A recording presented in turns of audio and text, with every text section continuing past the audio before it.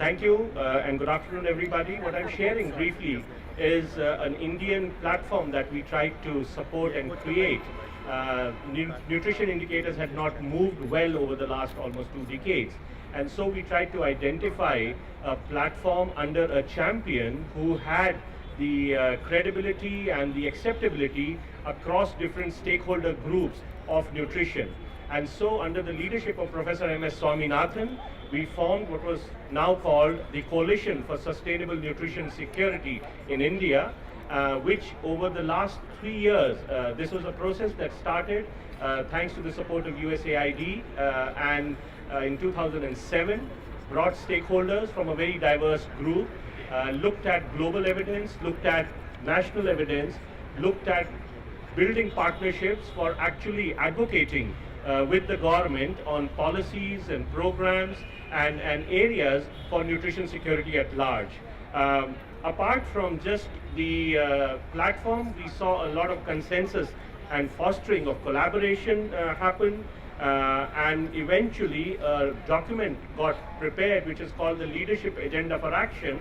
It has been distributed in one of the stalls. If people would be interested, kindly pick a copy of that up. This Leadership Agenda for Action is recommendations of stakeholders which came from the government, private sector, corporate houses, donor groups, academia, civil society, and UN agencies. There was a steering committee that had been created. It was a fairly intense, high-powered steering committee with representation at the ministerial level from different ministries, looking at eventually endorsing this leadership agenda and advocating for the same with the government to roll it out within their 5-year plans. The whole leadership agenda for action also determined not only just the what but also the how. So some answers to operationalization of nutrition security.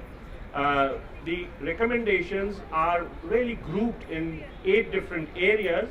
One was to increase the focus on nutrition security, looking at ensuring that household nutrition security becomes a priority objective, an integrated management of an intervention which was with high impact contributors, also recommending and requesting for appropriate monitoring of national programs that could benefit nutrition security.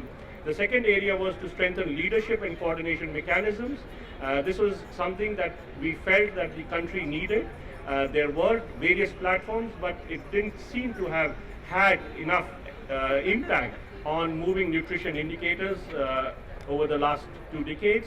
The third area was to focus on proven essential interventions, and about 16 essential interventions for infants and young children and women at large were determined by experts and agreed to be the focus.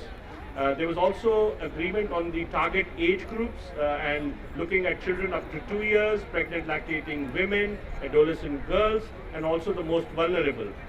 Gender came up as a very sort of gap area across the programming of nutrition, and that was something that was requested to be highlighted, and also strengthening the systems, whether it was monitoring, capacity building, human resource or supplies.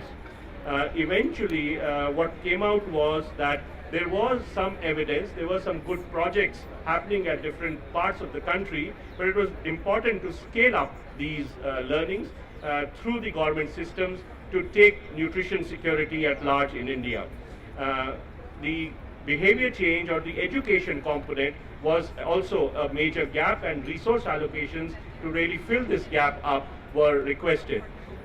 I'd just like to conclude that this whole process saw a very appropriate facilitation methodology where people were really made to feel comfortable in an environment where everyone could speak their mind. Consensus was built.